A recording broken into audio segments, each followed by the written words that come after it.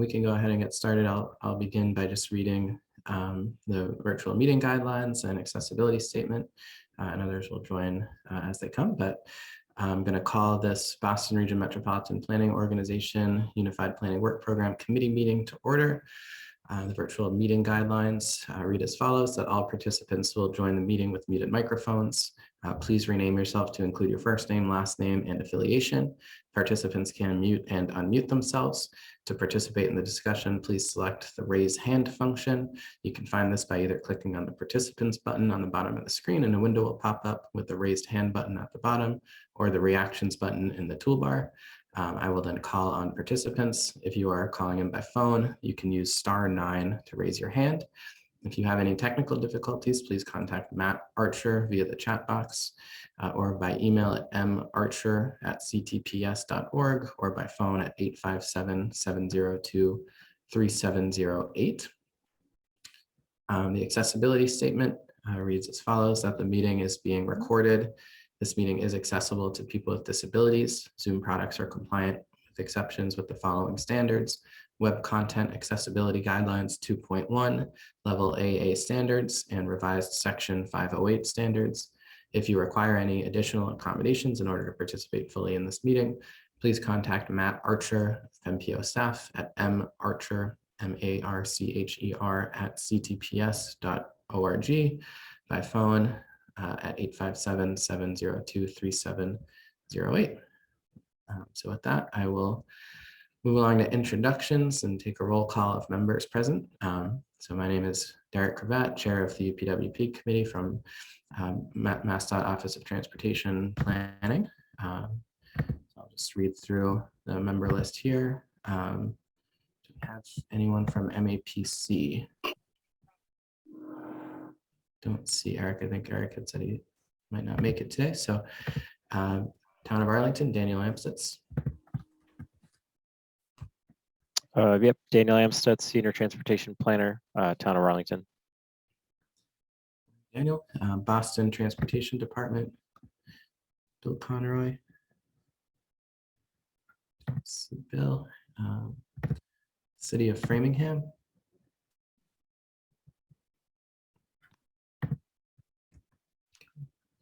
Town of Medway, Peter Pelletier.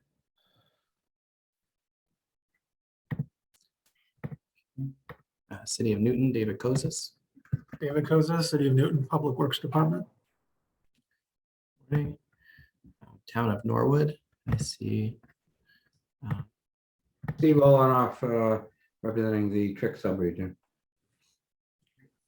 Steve. City of Somerville, Tom Bent. Tom Bent, City of Somerville, Chair in a core committee. Good morning. RTAC, Leonard Diggins. Leonard Diggins, RTAC Chair, Advisory Council. Thanks. I think that's it among the members. I don't see MBTA Advisory Board, so thank you, everybody. And I think with that, we can move on to public comments. Are there any members of the public that would like to make a comment at this time? Seeing none, if you do have any comments, you can provide that to staff by emailing Srileka Murthy at smurthy@ctps.org. If you have any comments during the meeting, feel free to use the raise hand function or to press *9 if you're dialing by phone, and we'll call on you. So the next few items are to approve the meeting minutes from the last 3 meetings. So I'll be taking motions and roll call votes to endorse these 3 meeting minutes, but I'll turn it over to Srileka to describe the November 2021 meeting.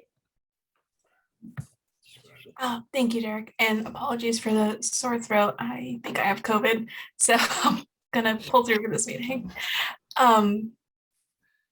Yeah, so the November 18th minutes, I think as we had discussed in previous meetings, we are just looking for approval, I believe, of these minutes. I'm not sure if there's sort of much more to describe. Sorry. Yeah, that's okay. I'll make a motion to approve. Okay. Is there a second? Second, this is Dan. Okay. Any comments or questions on the minutes? Seeing none, I will call the roll. Town of Arlington, Daniel Amstutz. Yes. City of Newton, David Kozis. Yes. Town of Westwood, Steve Olenoff. Yes. City of Somerville, Tom Bent. Yes.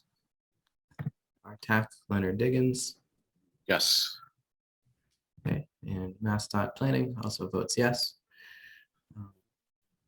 So I believe we can consider those endorsed and move on to the March 3rd, 2022 meeting minutes. Anything to add on these ones, Sri Lanka, or should we just go forward with the votes on these? I think we can just go forward. Yeah. Okay, sounds good. So, I'll make a motion to approve. Second was Dan. Okay, any comments or questions? Seeing none. Daniel Amstutz. Yes. Okay, David Kozis. David Kozis, yes. Steve Olenoff. Steve Olenoff, yes. Tom Bent. Tom Bent, yes. And Len Diggins. Yes. Great. And MassDOT Planning votes yes. So, all right, on to the March 31st, 2022 meeting minutes. A motion to approve. Again, I'll make the motion.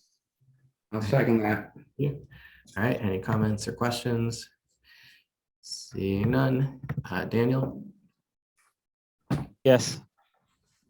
David Kozis, David Kozis, yes. Steve Olenoff, Steve Olenoff, yes. Tom Bent, Tom Bent, yes. Leonard Diggins. Leonard Diggins, yes. Okay, and MassDOT Planning votes yes. All right, I think that should be the last meeting minutes. We can move on to agenda item 6, which is reviewing federal fiscal year 2023 Unified Planning Work Program, universe of proposed projects. So turn it over to Sri Lanka and Sandy to lead this discussion.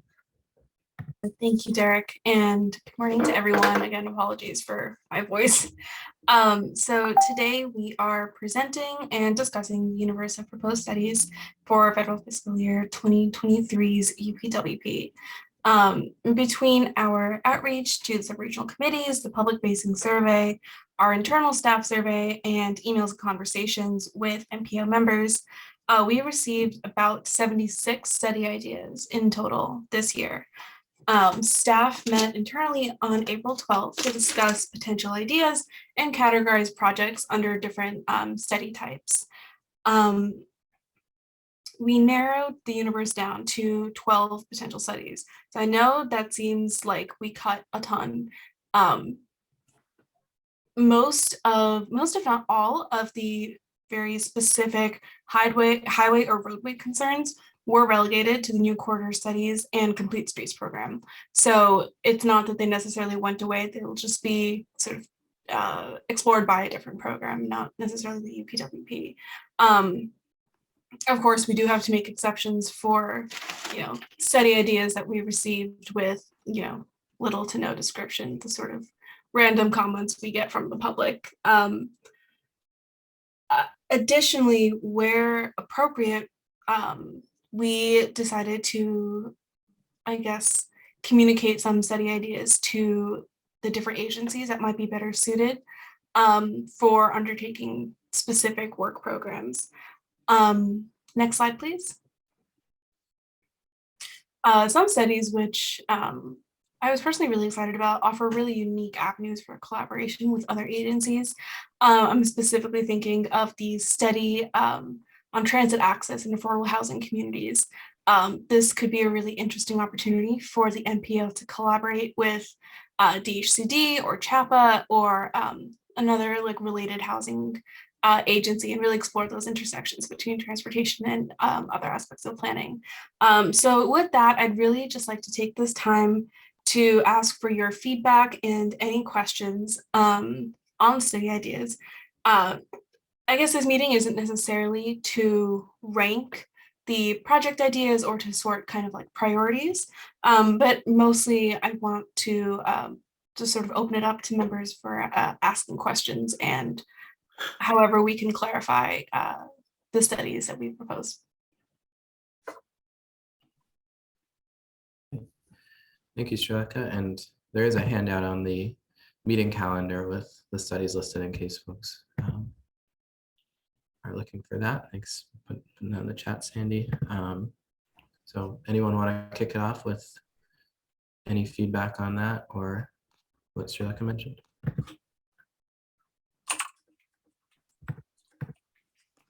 This is David.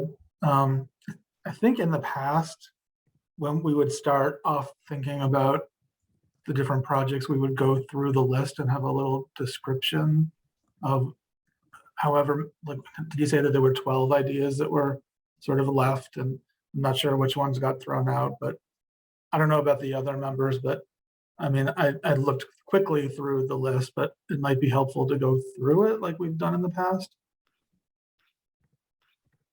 This is Dan. I agree. I didn't even see when these were posted, so I haven't looked at them at all. So it would be very, very helpful to go through them. We can walk through it on a case-by-case basis. Like, do we have the ability to share the screen to show the universe? Yes, I'm just doing that now.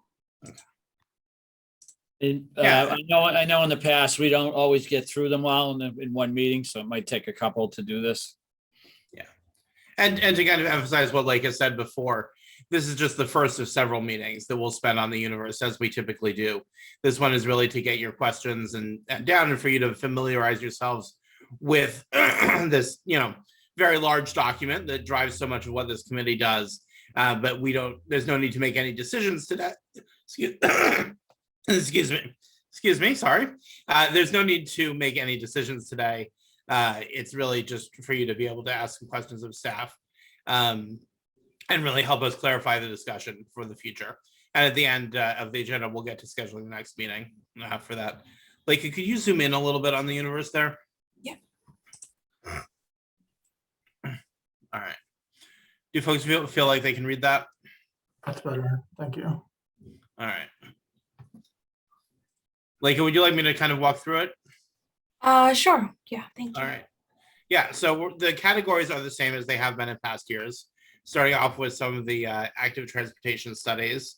The shared use path guidebook is something that really came up a lot out of input from the public, but also from various staff input, especially from Casey Cooper, our biking ped coordinator. I know that there's a lot of aspects to it, and I personally, wearing my freight planner hat, am interested in this one because I've heard about interest in rails with trails. So instead of doing just a rail trail, preserving the rail for potential freight usage as well in some corridors.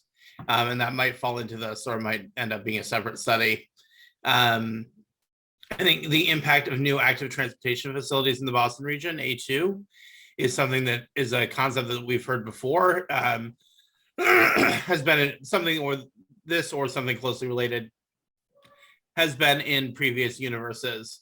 And the idea is to try and do some before and after analysis and cost benefit analysis for new active transportation infrastructure. A3 is a staff-driven concept to update our bicycle and pedestrian count database. Again, this comes from Casey and others on staff. And I think there's a real opportunity there to build out something.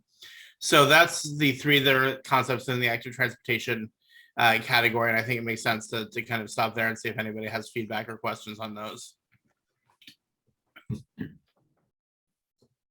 Yeah, so the third one, because is that something that shouldn't be done on a regular basis? That should, I mean, the question with some of these might be, why is this a UPWP study when it should just be like maybe a normal operation of the MPO? And you're just going out and just taking counts. And that's normally what the MPO does on a regular basis? Yeah, so we do have a regular thing, but I think what this is talking about is kind of modernizing the whole program. And one of the things that we need to do here in the UPWP process is figure out the balance between the discrete studies and the permanent programs.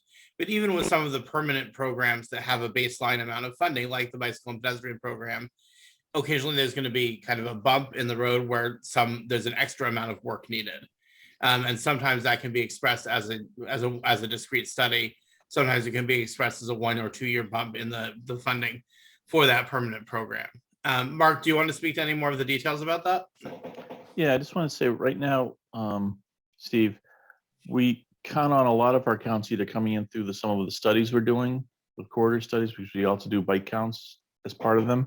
And then the major input into the count database we have is from volunteers. We do, Casey conducts a volunteer count program twice a year, in the spring and in the fall, that gets put into our database and used, but we're trying to expand that to other locations, because what we find is when we're doing the volunteer program, we're getting lots of good counts, but they're at very similar locations because people feel comfortable counting near where they live or bike typically.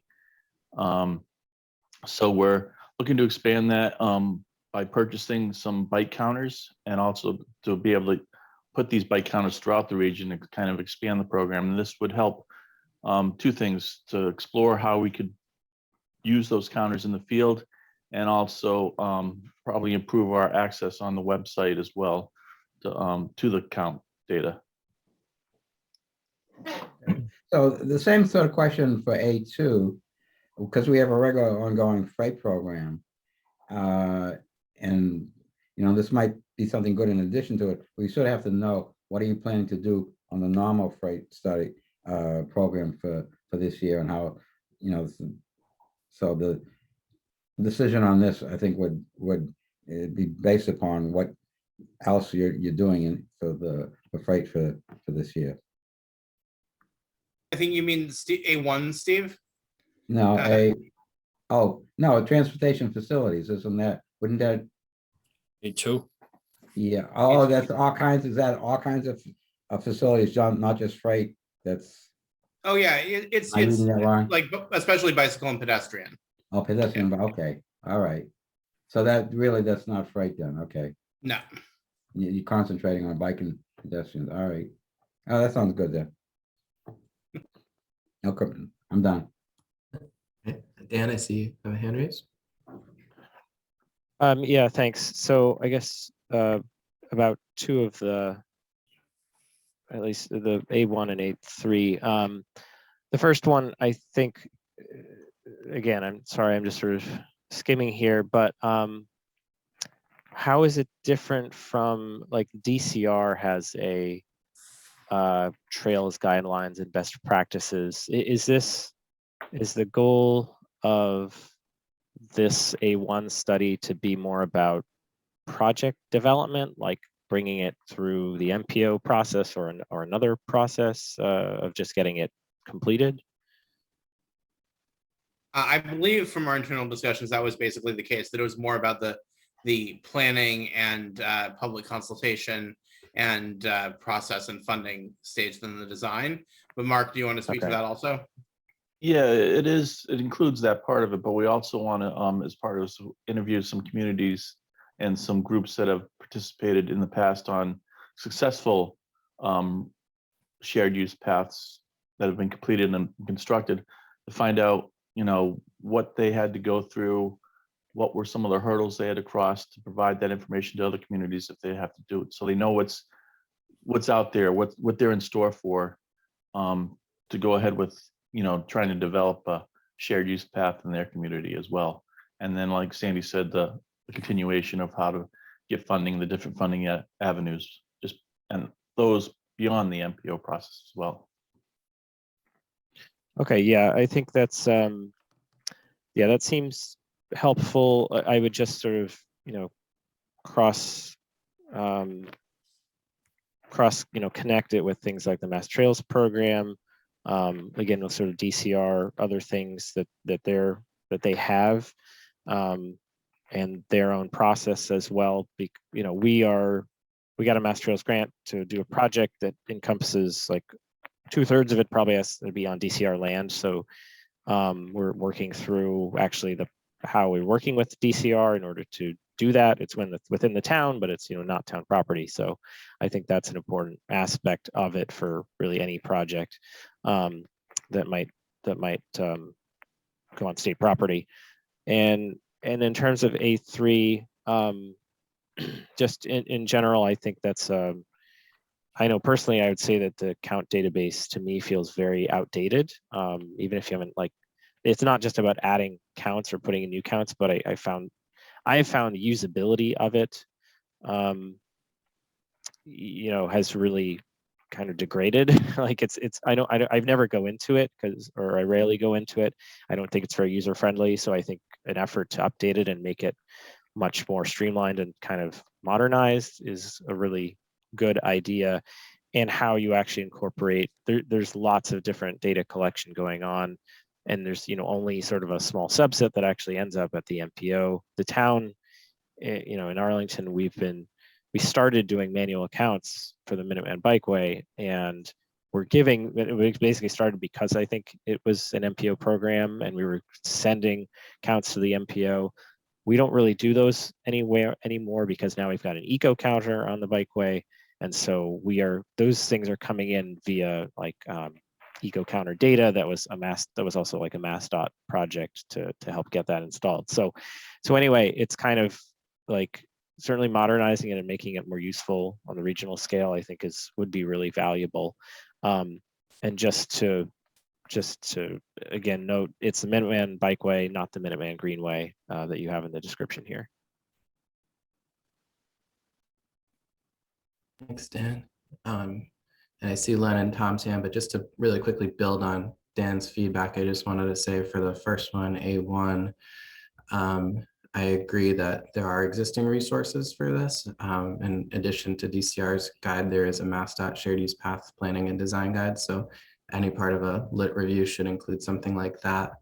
But I could see the value in something like a qualitative or interview process that could provide insight into things like pilot studies and things more on like a kind of advocacy lens on these types of things and what's worked, and creating something like a typology similar to what Future of the Curb did to show what's successful in different types of communities. And then on A3, I'll just add that this is also a priority for District 6 to update that. So just want to add that. And then I think Len had a hand up next. Thank you. And so Dan kind of answered one of my questions. So I guess MassDOT does have a program for counting, at least something along the lines of pedestrians and cyclists. So do we know why we haven't done counts since 2019?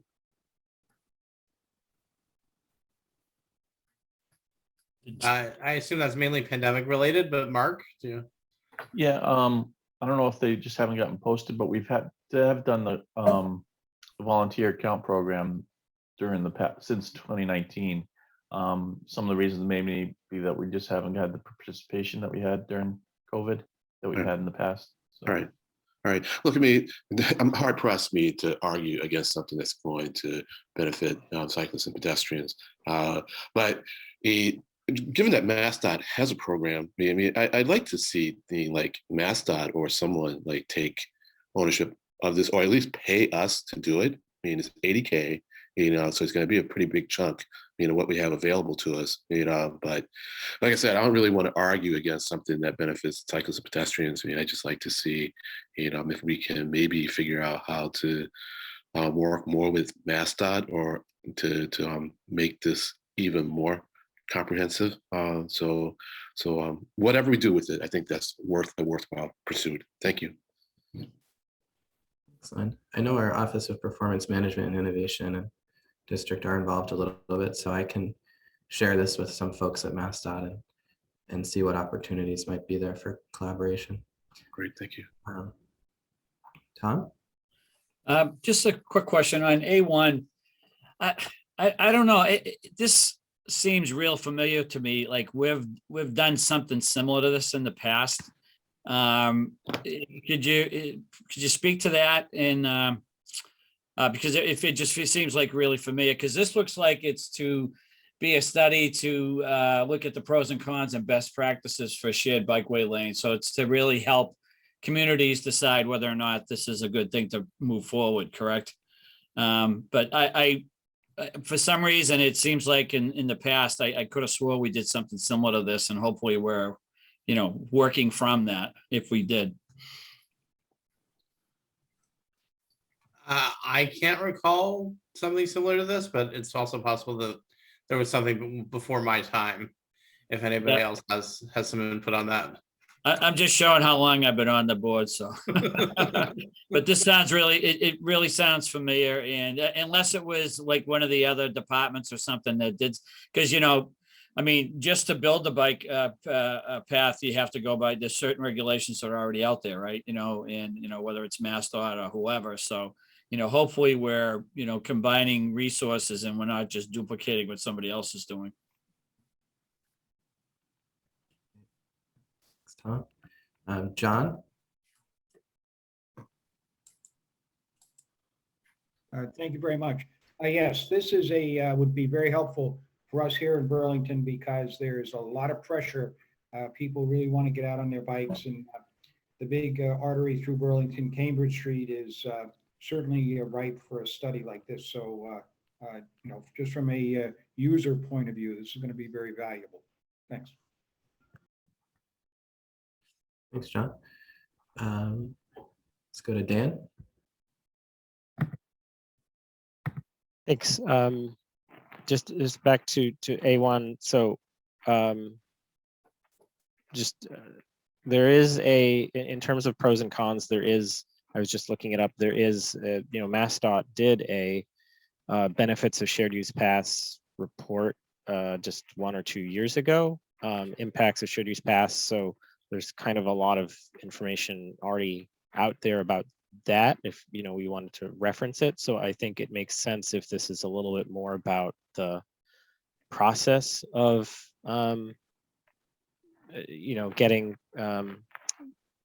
if there's like sort of a gap in knowledge about getting a project through the process, you know, that makes sense to me because it seems like there's already kind of information about the benefits and sort of pros and cons, or well, this is more about the benefits, I would say. This report it's from March 2021, and so if there's sort of a gap in sort of the process to get from point A to point B, I think that's useful.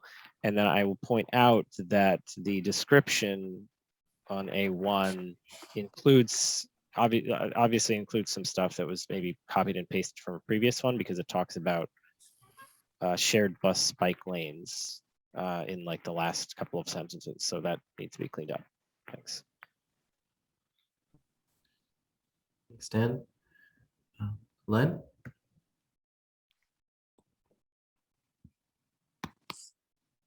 Sorry about that. My hand, either I didn't put my hand down, or I accidentally hit the reaction. Sorry. Oh, okay, no worries. Okay. So I think we should move on to the next section. Yep. All right, so I'm going to scroll down. We have only one concept in the roadway and multimodal mobility section this year, and that's because, as like a reference before, you'll all remember that we had a discussion with this committee about kind of taking the ongoing or recurring discrete studies on roadway topics and converting them into a permanent program for roadway corridor complete streets topics. And you know, you had all generally expressed your approval of that. So all of the roadway concepts that we heard are going to be considered for inclusion in that program separately, and they will all, of course, you know, be presented to this committee as we had discussed, and the selection process will be transparent. But what that leaves here is a concept that we had been considering jointly with MEPC to kind of take the next step into looking into parking policy. And really, MEPC has done this amazing work with their perfect fit parking research, but that's been very focused to this point on residential parking. And we've heard from you here and from other stakeholders that there's a need to understand parking policy and demand and pricing implications for non-residential developments, for some mixed use, for commercial, especially for lab. And so we have been working with MEPC to kind of develop a basic concept for starting to look into that whole large sector. I think we can just, this is a big enough concept that I think we can stop here and you know, see. I'd like to hear if anybody has any responses to that.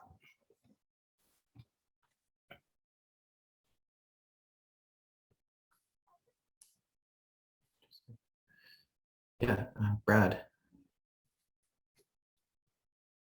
Thanks, team. Just a quick comment from the municipal standpoint that may help you all dig into the details here. The city of Somerville has been advocating for this type of technical assistance at the regional scale for many, many years. Folks may recall that as a condition of the Everett Casino permitting, MAPC, CTPS, Mass DOT, and municipalities all work on an integrated land use and transportation mitigation plan. That was a mandate of the state environmental process for the casino resort. And one of the most cost-effective measures determined through that study to relieve congestion and support responsible growth in the inner core was intentionally limiting parking associated with the resort itself and nearby developments. This is a good bang for the buck approach. In Somerville, we are struggling to manage a once-in-a-lifetime market surge of office R&D development. And this is terrific because we've planned for this growth, and yet we have certainly seen residential real estate development markets mature more quickly, meaning that they are building zero parking and very, very little parking in the urban core in transit-rich areas.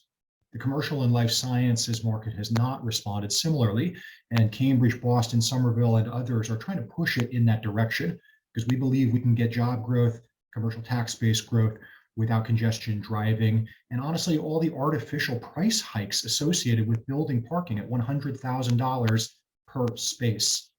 We need more support from our regional partners, state agencies, and honestly, our stakeholders need to know the relationship between parking and trip generation and traffic gen. So this is something that we've been super excited about. I was delighted to see it on the universe and just wanted to give you all a sense from what it looks like in the trenches. We could definitely benefit. This type of work would make our jobs easier and be more consistent with our regional and local values. Thanks. Brad. Tom. Just to kind of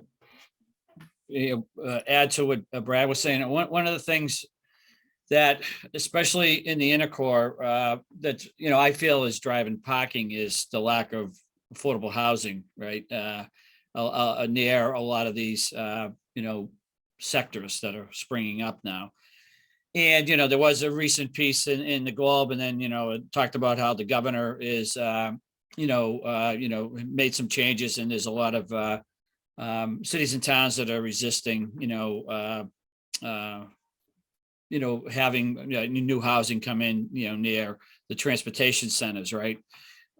Which, is counterproductive if you want the growth, right? So the inner core, and again, this study would, to me, it's almost like you need to do two different studies. One that would be more inner core based because it's a totally different dynamic than what you would have out in, Burlington or, in the suburbs, right? So I think you can't, it could be all one study, but I think it has to be broken up so that you're looking at, the different sectors that are out there. Because what you'll find in the inner core is going to be totally different than what you're going to find out in the suburbs. So, that's just my thought on that. And then you have what the reason why a lot of these lab developers, want more and more parking is because the banking industry and the people that give them the money to loan this are still looking at old data from years ago that says for every square foot, you need to have so many parking spaces. And I think some work probably needs to be done on that, because that meant, so that's what's driving the train. I'll be honest with you. I've talked to developers and they'd love to build less parking if they could, because it brings down the cost of their buildings. So, but if everyone wants to, build these campuses near transportation facilities, that'll help with the issue, but you got to have the housing to get people there too. So it's not just a parking issue. I think it's an affordable housing issue too. Thanks. Good points. Thanks, Tom. Len. Thank you. I'm sorry. I'm dwelling on the cost of these studies, but 125K. I mean, why is it costing so much? Can someone just kind I think the short answer is extensive data collection. And data collection takes a lot of time and a lot of effort. I know MAPC for their perfect fit parking has had people going out in the middle of the night to count cars in garages. And this would likely involve something similar, especially for lab development, where you have people working odd hours. So you might need to actually cover it 24 hours a day to get good counts. And you're talking hours and hours. So that's the main thing. I mean, there's also be extensive data analysis and mapping, especially, Tom's suggestion, which I think is a good one that we would incorporate to make sure it's mapped to geographical classifications of different types of communities. It does get expensive. Okay, right. I know we're not quite at the budget part of the discussion yet, but I do want to point out that we are seeing a bump in our planning funds for next year.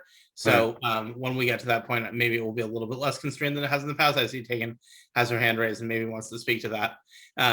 But yes, I hear you on the sticker shock, Len. But I do think that if you look at what MEPC has done, that these kinds of data collection intensive things just do cost a lot of money. Right. And I guess one only other thing about it too is that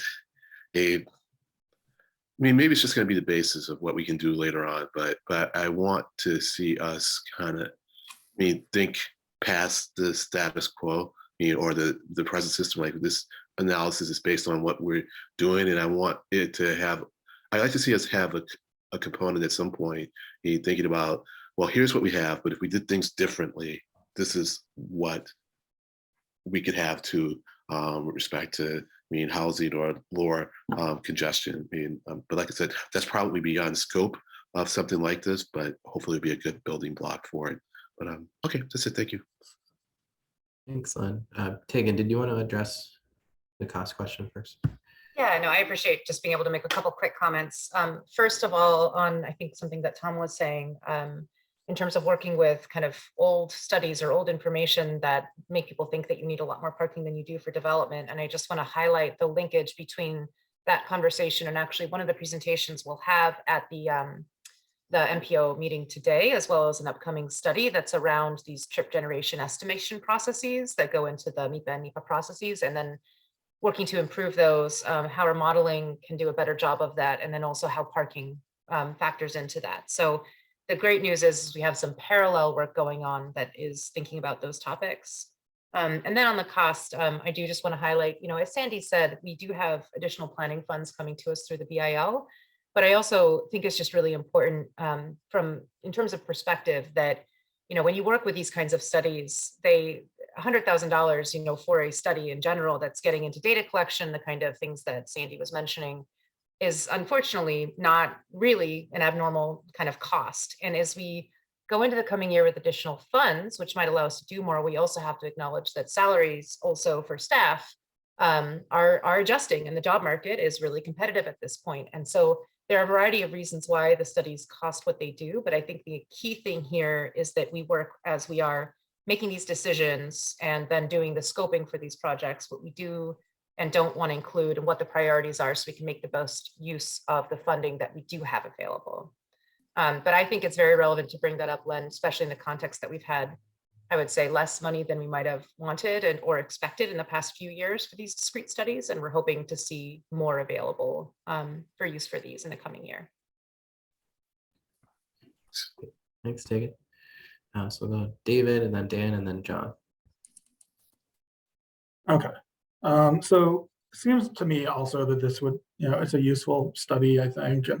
And it does seem to focus for some reason on just lab space. I'm not exactly sure if that is intentional or, why that is the case. But I did want to throw out another idea for a parking kind of study that I think that I would use on a more regular basis, that I think would be a useful resource for people, which would be just to develop some kind of simple handbook of parking rates in different cities and towns in our region. The public parking, the public meters, how much do they cost, and when are the meters active, and then all the different kinds of permits that cities and towns issue. What kind of permits are they? Who can get them? Are there permits for employees or for businesses or for contractors? How does all that work? I just think that would be some resource that I would look to and use on a regular basis. Steve, Daniel? Thanks. So yeah, a couple comments. Yeah, I know that the I believe this relates back to maybe an intercore transportation meeting that occurred a few weeks ago, where there was, I think, a lot of talk about the lab space, and that was, whether it was Boston or Somerville and Medford and maybe Cambridge. So there were several communities involved. So I understand the value of it. I wonder if it's, lab facilities is fairly specific. I don't know if there's if it can be kind of expanded to include or sort of rope in other types of land uses or commercial uses that might be similar. So it's a bit broader in scope, or just broader in terms of like usability, not just for one specific type of business or land use. On the just on the title, I was confused at the title. It says multi-municipality parking study, which sort of confused me because there's parking studies that you can do for through the Department of, I think, Housing and Community Development for downtown parking studies. So maybe rename that so it's a little bit less. It seemed like it was about doing parking studies in specific communities, which is not actually what it is. And then on the budget piece of it, I just wanted to wonder, and I don't think Eric is here to chime in, but if this is an MAPC and CTPS collaboration, is MAPC, would they put in any of their own technical assistance or funding or something to help balance this out? Or is it only coming through sort of the MPO directed UPWP funds? That would be my question on the cost.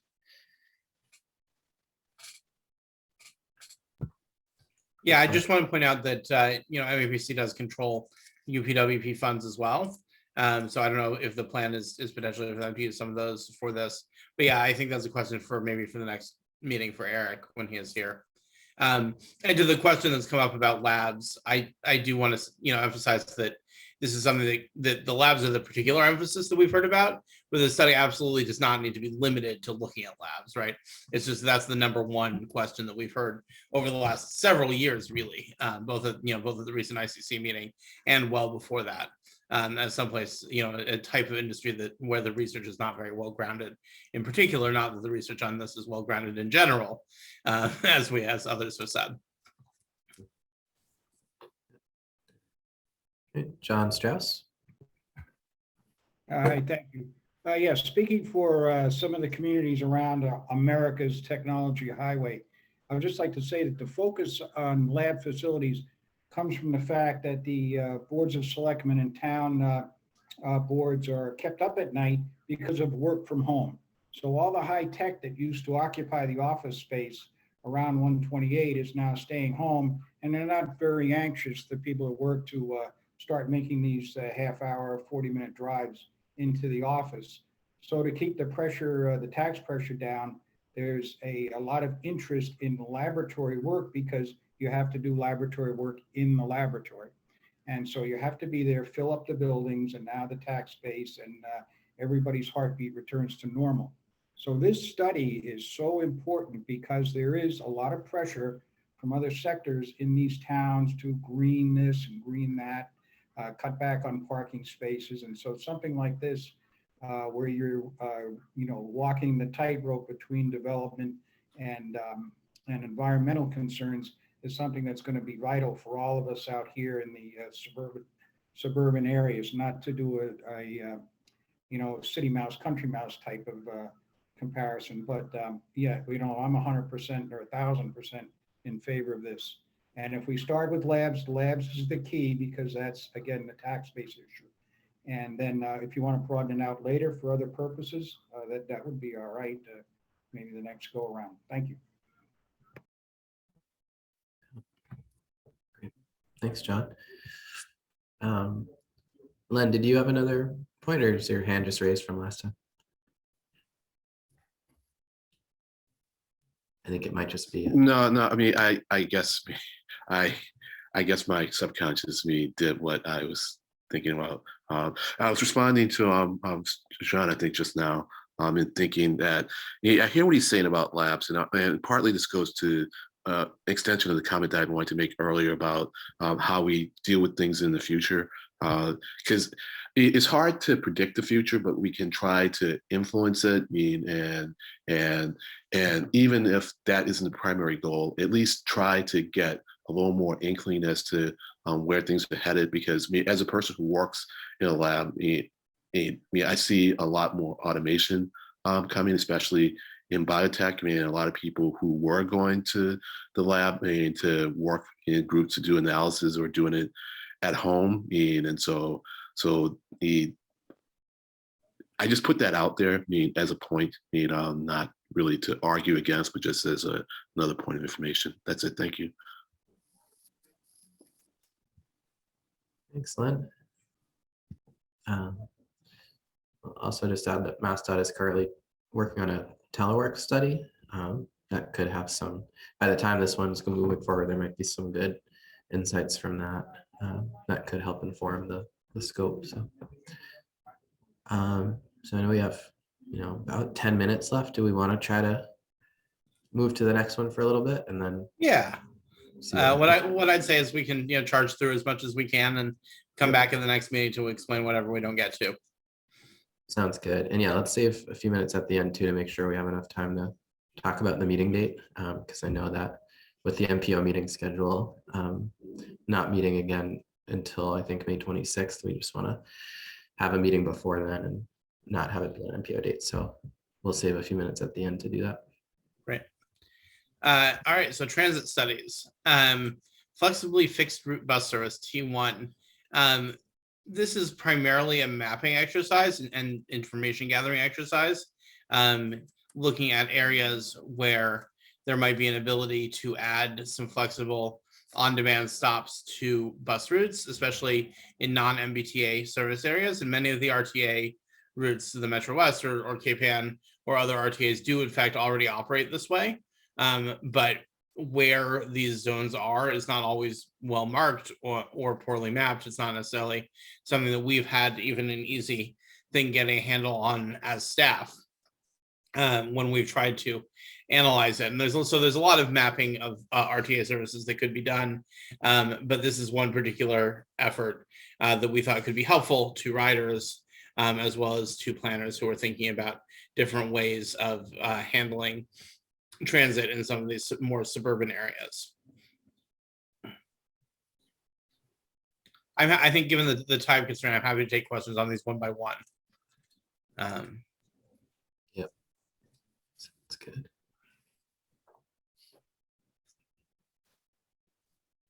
Yep. Go ahead, Lynn. Not a question, just a comment. I really like this one. Price is right too. Despite what Kagan said, it's like, oh, gotta do this one. Well, not gotta, but I'm very enthusiastic about this one. Thank you.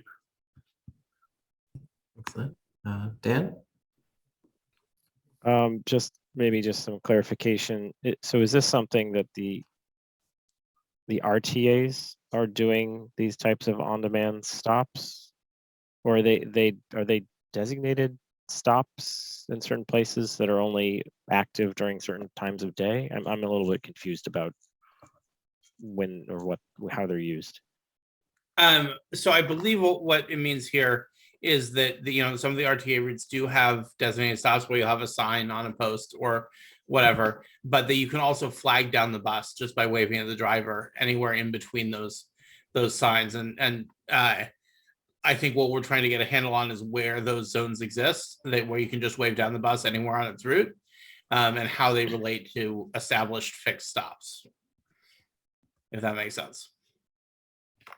Okay, but okay, I guess I would. All right, I guess I would sort of wonder if I'm surprised they wouldn't have these already mapped out, or I guess they sort of know certain zones where you can flag down the bus in between certain stops.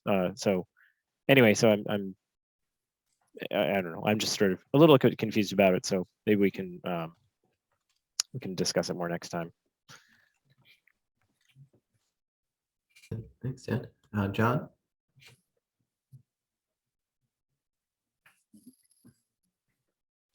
You're muted, John.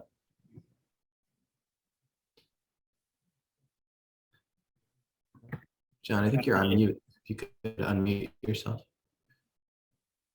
Pardon me, sorry. What I was going to say was that Burlington is at the end of the LRTA.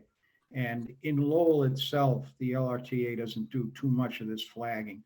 But as it leaves Lowell and the concentrated areas and gets out into Tewksbury, Chelmsford, all the way down here to Burlington, then a person doesn't have to walk a mile to the next bus stop.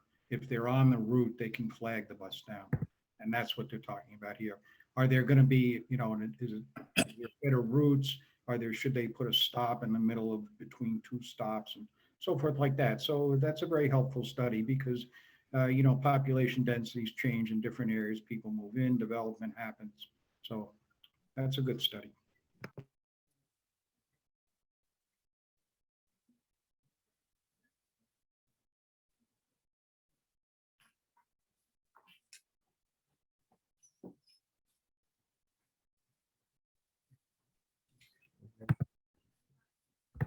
What's the holdup?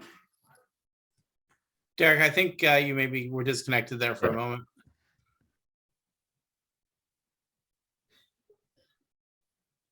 I think Derek might. Question. All right, it seems like Derek's having some I don't know issues. what's going on, but should I just make my comment? Go ahead. All right. We're running out of time. Yeah, okay. So I don't know that this would be at the top of my list, but I do think it's kind of interesting because I never really understood exactly how these flag stops work. I know that they do work with some of the RTAs have flag stops, and I never quite understood how you could, like, what makes a stop meet all of the requirements of, is it ADA accessible? Do they have a level landing platform? And what if it's not in a safe spot? And what happens if someone's waiting there and the bus like all these things it's just kind of interesting to know, like, how does it actually work? And is it kosher? Yeah, there's a lot to potentially unpack there. I think we lost Derek. I do want to know that it's 9:55, so we probably do need to have that conversation about when the next meeting is going to be. But I also kind of think Derek needs to be here for that. Hey. There you're back. Great. Yes. Sorry, I had to restart. We've been having some internet challenges and OTP, so apologies. So we're going to do one more comment and then talk about timing. I would suggest that we move along to timing now, and Okay. we'll proceed from the transit modernization program in the next meeting. Perfect. Sounds good. So yeah, I know there is an ANF committee meeting on Wednesday, next Thursday, the 5th at 9 a.m. So I guess the options would be meet next Thursday, the 5th, maybe at 10 a.m. or maybe meet on the 12th at 9 a.m. or 10 a.m. depending on folks' availability. Is there any kind of strong preference? We could also send around like a doodle poll or something like that if that would be of interest, but. Sorry, are we not having a meeting, MPO meeting next Thursday? That's right. The next MPO meeting I think will be May 26th. I think the May 5th meeting is kind of okay. To allow. I think there was a lack of agenda items and nothing. Okay. So So I just want to say that there's an MAPC meeting, special meeting for the opening of the regional plan at the Kennedy Library that day. So that's a conflict. On May 5th? On May 5th, yes. Okay. I always mention that the MAPC and MPO should be coordinating their schedule a little bit better. Here's an example. Okay. So maybe we should aim for the 12th at 9 a.m. Would that work, or would you hope to meet sooner? The 12th is fine. Okay. Yeah, 12th is okay. Okay. 10 is easier, but 9 is doable. Okay. All right. We'll plan on May 12th. And we'll, maybe Sandy and Shaleka, we can just chat briefly about timing and specific, and then we'll send something around to folks. Yep. Whatever works for staff. I mean, you all should determine the time, whatever works for you best. In my humble opinion. Excellent. Sounds good. All right. We'll plan on that then. And I guess in between we'll have this table to review and folks can feel free to send any comments. So I think with that, I can ask for a motion to adjourn. So moved. Second. All right. All in favor, please signify by saying aye. Aye. Aye. Any opposed? Any abstentions? Aye. All right. Without objection, we're adjourned. See everyone at the MPO. Okay. Thanks, everyone.